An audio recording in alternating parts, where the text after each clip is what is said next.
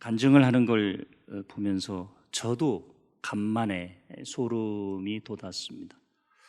내용을 모르고 설교 준비를 했는데 이렇게 주제가 일치될 거라고는 미처 생각하지 못했습니다. 모든 영광을 하나님께 올려드립니다. 10절 보면 만물이 그를 위하고 또한 그로 말미암은 이가 많은 아들들을 이끌어 영광에 들어가게 하시는 일에 그들의 구원의 창시자를 고난을 통하여 온전하게 하심이 합당하도다라고 말씀하고 있습니다.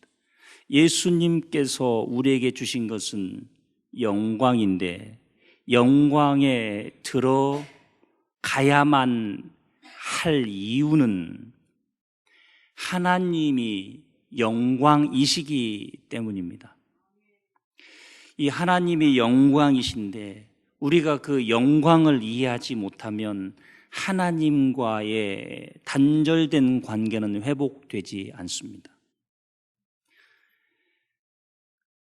오늘 본문은 하나님과 우리와의 관계를 상징하는 두 개의 단어를 선물하고 있는데 그것이 첫 번째로는 자녀라는 단어입니다. 13절을 보시면 또 다시 내가 그를 의지하리라 하시고 또 다시 볼지어다 나와 및 하나님께서 내게 주신 자녀라 하셨으니 관계의 회복입니다.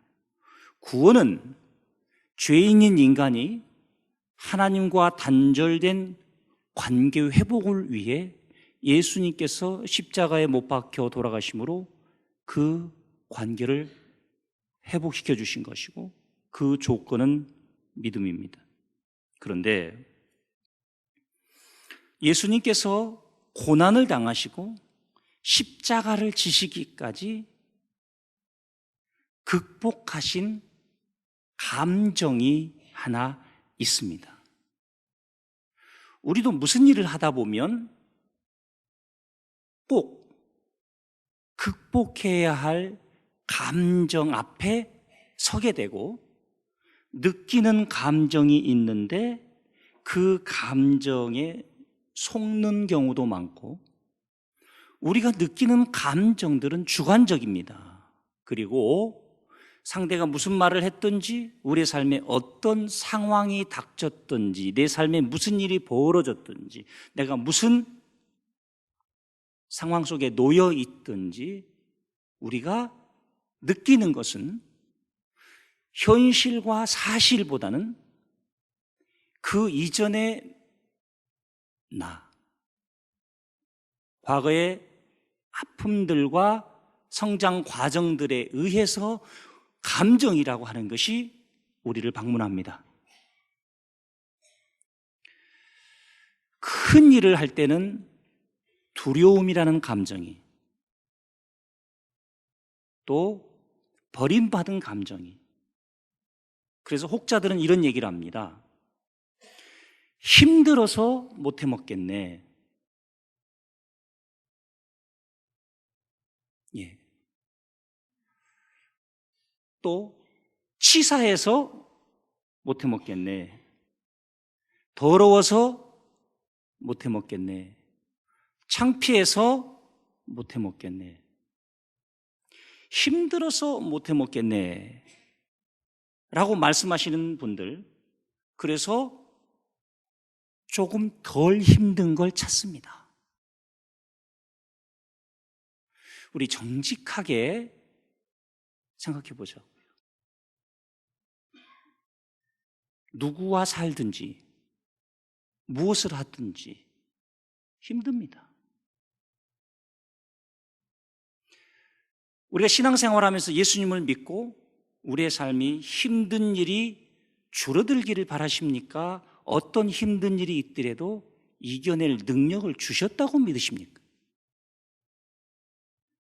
이거 하나 영적인 전환점을 가져오지 못하고 신앙생활 하는 분들이 참 많아요. 힘들어서 못하겠네. 누가 그 일을 하면 힘들지 않을 거라고 말해 줬나 보죠? 우리는 그 일을 하는데 힘들지 않을 거라는 전 이해가 있기 때문에 힘들어서 못해 먹겠네라고 말하는 거 아닌가요? 감정이 있습니다. 두려움이 있어요. 부끄러움이 있어요. 모멸감이 있어요. 그래서 우리는 그렇게 그런 말을 쉽게 하는 거죠. 눈치채신 분은 아시겠습니다만은 제가 지난주하고 그 전주 컨디션이 굉장히 나빴습니다. 교회 홈페이지에 들어가서 설교를 들어봤더니 확실히 저도 느끼겠더라고요. 약 한 달 전쯤에 하나님의 사인이 있었습니다. 쉬어야 된다는 사인이 제 몸에 있었습니다. 예.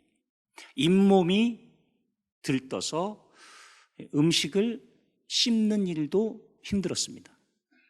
그때 쉬어줬어야 되는데 하나님이 사인을 하셨는데 제가 하나님의 사인을 무시한 죄가 있습니다. 그 후로 장례식들이 막 나는 겁니다. 예, 이 중에 그 기간 동안 교회 장례식이 엄청 많았는데 그 장례식 난 분들 저한테 미안해하지 않으셔도 됩니다. 예, 그 돌아가신 분들이 저에게 미안해하셔야 됩니다. 방법이 없더라고요. 이제 차를 타는 것도 두렵고, 그래서 이제 몸살이 심해져서 하루 저녁 이 기침을 거의 한 500번을 한 것 같아요. 아침에 일어났는데 갈비뼈가 아파요. 옆구리도 아프고.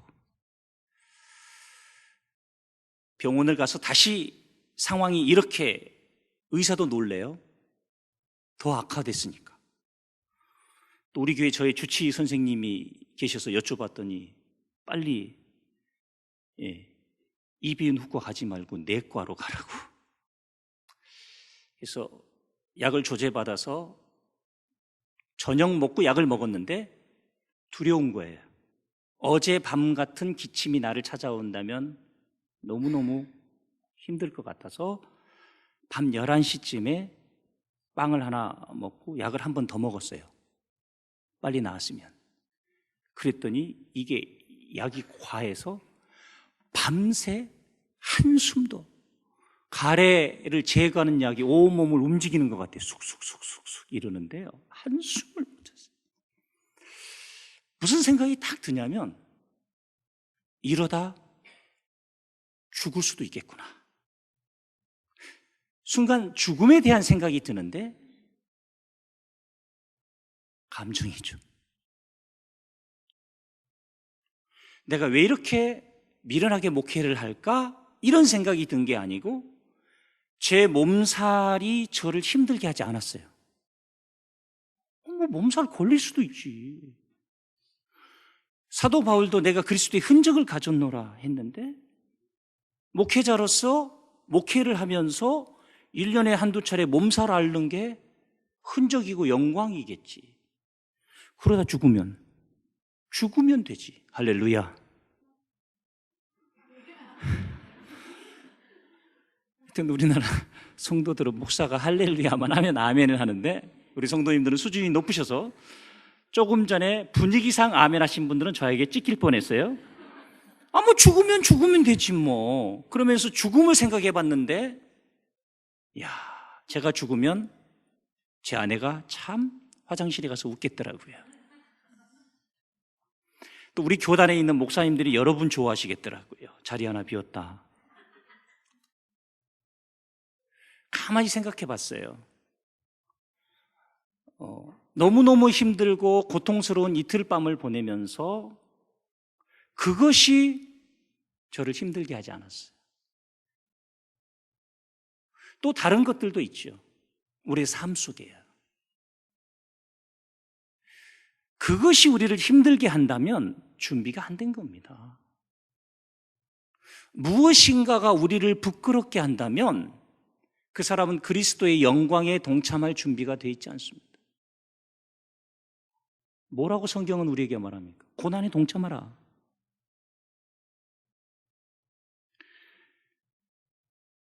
(11절을) 보시면 거룩하게 하시는 이와 거룩하게 함을 입은 자들이 다 한 근원에서 난지라. 그러므로 형제라 부르시기를 부끄러워하지 아니하시고. 형제라 부르시기를 부끄럽겠죠. 사람이 사람을 대할 때도 부끄러운 법입니다. 그렇잖아요? 자식이 부모를 부끄러워할 수 있습니다. 잘못된 거 아니에요. 부모가 자식이 부끄러울 때도 있습니다. 아내가 남편이 부끄러울 때도 있어요. 그거 느끼면서 살아보셨습니까?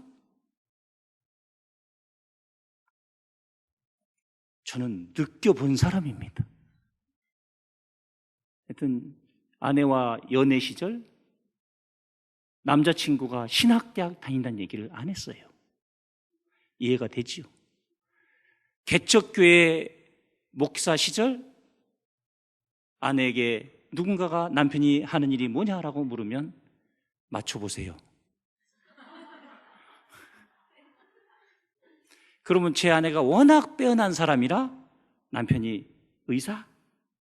변호사? 이렇게 물었다는 얘기를 듣는 제 마음은 아무 말도 할 수 없지만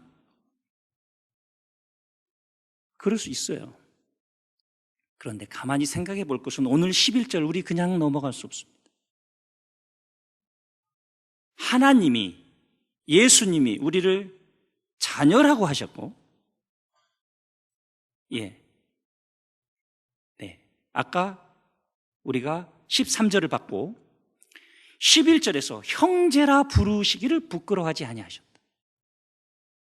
어떻게 사람도 사람을 향해 부끄러움을 느낄 수 있는데 하나님이 인간을 향해, 예수님께서 인간을 향해 부끄러워하지 아니하실 수 있단 말입니까?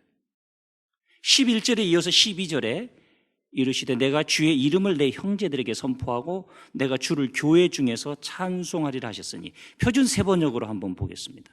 훨씬 이해가 쉽습니다. 그리하여 그는 어디선가 누군가가 한 말을 인용했다는 따옴표입니다.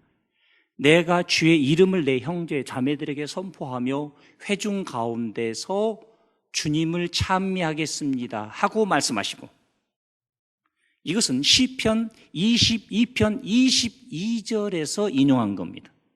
시편 22편 22절을 같이 읽겠습니다.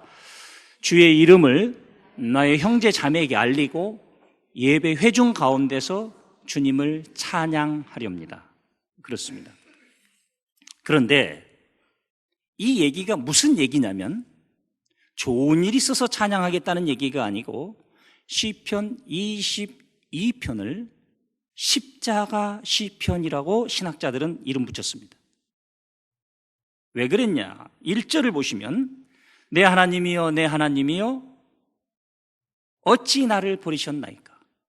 시편 22편 1절인데 예수님께서 엘리 엘리 라마 사박단, 아버지 아버지 어찌하여 나를 버리셨나이까와 동일한 본문입니다. 어찌 나를 멀리하여 돕지 아니하시오며 내 신음소리를 듣지 아니하시나이까? 그래서 십자가 시편이라고 합니다. 13절이요. 내게 그 입을 벌림이 찢으며 부르짖는 사자 같은 십자가에 못 박으라고 했던 그 군중들의 외침. 19절부터 21절은 우리 함께 읽겠습니다. 여호와여 멀리하지 마옵소서. 나의 힘이시여 속히 나를 도우소서. 내 생명을 칼에서 건지시며 내 유일한 것을 개의 세력에서 구하소서. 나를 사자의 입에서 구하소서. 주께서 내게 응답하시고 들수의 뿔에서 구원하셨나이다. 20절까지는 십자가의 죽으심을, 21절에서는 죽음에서의 부활을, 나를 사자의 입에서 구하소서, 그렇죠? 주께서 내게 응답하시고 들수의 뿔에서 나를 구원하셨나이다. 믿고 있는 겁니다. 구원을 보고 있는 겁니다. 그리고 22절로 이제 가겠습니다. 주의 이름을 나의 형제에게 알리고 예배 회중 가운데 주님을 찬양하렵니다. 자, 시편 22편 22절을 히브리서 2장 12절에서 인용했다고 말씀을 드렸는데 한번 나눠볼게요. 주의 이름을 나의 형제 자매에게 알리시고를 히브리서에서는 내가 주의 이름을 내 형제들에게 선포하고, 다음 예배 회중 가운데서 주의 이름을 찬양하렵니다. 히브리서 기자는 내가 주를 교회 중에서 찬송하리라 하셨으니, 자녀의 자리에서 형제라 부르시기를 부끄러워하지 아니하신 예수님이 이제 예배 회중 가운데서 하나님이 우리를 구원하시고 위해 이루신 모든 일들을 선포하겠고 찬송하리라고 하셨습니다. 그런데 우리는 예수님을 혹시 그 복음을 전하는 일을 부끄러워하지 않습니까? 이사야서 12장 4절은 그날에 너희가 또 말하기를 여호와께 감사하라, 그 이름을 부르며 그의 행하심을 만국 중에 선포하며 그의 이름이 높다 하리라. 예레미야서 20장 9절은요, 내가 다시는 여호와를 선포하지 아니하며, 이어서 같이 읽을게요. 그의 이름으로 말하지 아니하리라 하면 나의 마음이 불붙는 것 같아서 골수에 사무치니 답답하여 견딜 수 없나이다. 우리는 하나님께 실망할 때도 있고 사람들로부터 거절당하면 다시는 전도하지 말아야지, 다시는 초청하지 말아야지, 다시는 선포하지 말아야지, 다시는 말하지 말아야지 라는 생각이 들 수 있습니다. 나의 마음이, 그러나 에레미야서는 나의 마음이 불붙는 것 같아서 골수에 사무치니 답답하여 견딜 수 없느니라. 넘어선 겁니다. 우리가 하나님의 자녀됨과 예수님이 형제라 부르시기를 부끄러워하지 아니하였다는 얘기는 형제라 부르시기가 부끄러웠다는 얘기입니다. 그러나 그분의 사랑으로, 그리고 우리를 의롭다 칭하심으로 자녀 삼으신 겁니다. 예수님도 그 부끄러움을 극복하시고 우리를 구원하셨는데 우리는 얼마나 주의 복음을 자랑하는 일을, 그리고 주님의 일을 감당하면서 겪는 수많은 감정들을 넘어서지 못하고 있는지 몰라요. 제가 어느 교회 집회를 갔을 때 둘째 날 저녁 설교가 약 20분 정도 진행될 때 어떤 분이 예배당에 들어오셔서 술 취하신 분입니다. 야! 목사 양반 나와! 이렇게 말하지 않았습니다. 야! 목사 시옷 쌍기어 나와! 그 목사 나와! 그러면 빨리 누가 나가야 됩니까? 안수 집사님들이 나가야 됩니다. 만약 안수 집사님들이 안 일어나면 누가 나가야 됩니까? 장로님들이 나가야 됩니다. 그런데 아무도 안 일어나시는 거예요, 이 교회는. 그러니까 앞에 앉아 계시던 목사님이 벌떡 일어나서 나가신 거예요. 참 속상하더라고요. 한 10분 정도 되면 보통 들어옵니다, 상황 종료돼서. 그런데 거의 한 40분 설교 말미에 들어오셨는데 목사님이 얼굴이 빨가신 거예요. 술 취하신 분하고 나가서 같이 한잔 했나 보다. 이렇게 생각을 하려고 했는데 이쪽 뺨만 빨가시고 이쪽은 괜찮은 거예요.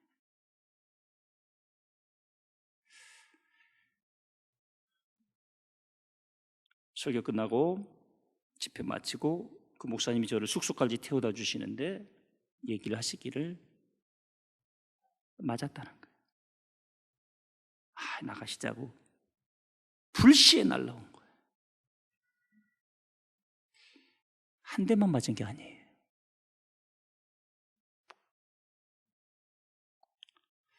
그 목사님이 선배님 참 목사 노릇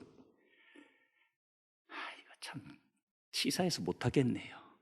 만약 그랬다면 제가 이렇게 대답했을 겁니다. 그래요. 치사해서 못하시겠다면 빨리 그만두세요.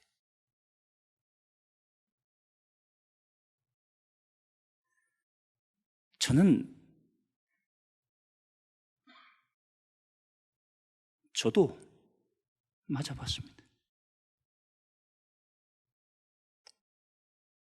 로고스 교회에서는 안 맞아봤고 당진에서 개척했을 때 맞아봤습니다. 로고스 교회에서도 맞을 뻔했어요. 옆집 아저씨가 시끄럽다고 야 목사 나와!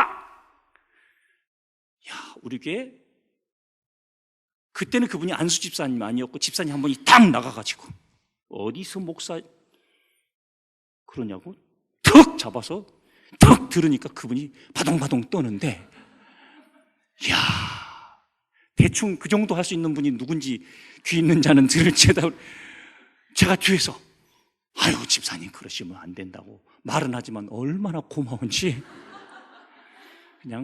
그냥 계속 깐죽거렸으니까 아주 너무 고마웠습니다. 할렐루야.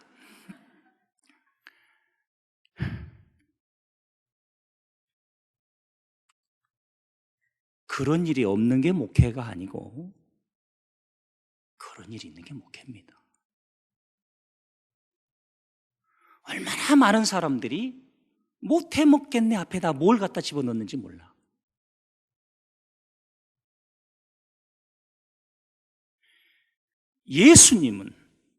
예수님이 형제라 부르시기를 부끄러워하지 아니하셨습니다. 우리 같은 죄인을 말입니다. 그렇게 하시고 예수님이 마가복음 8장 38절에서 이렇게 말씀하셨습니다. 같이 읽을까요? 누구든지 이 음란하고 죄 많은 세대에서 나와 내 말을 부끄러워하면 인자도 아버지의 영광으로 거룩한 천사들과 함께 올 때에 그 사람을 부끄러워하리라. 행복한 동행은 이 말씀과의 동행이고 우리를 부끄러워하지 아니하시고 형제라 부르셨던 예수님과의 동행이고 그래서 로마서 1장 16절에서 사도 바울은 내가 복음을 부끄러워하지 아니하노니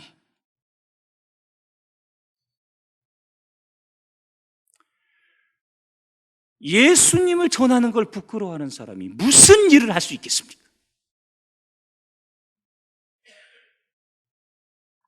기도하겠습니다. 아버지 하나님, 예수님을 생각하며 부끄러움을 극복하기를 원합니다.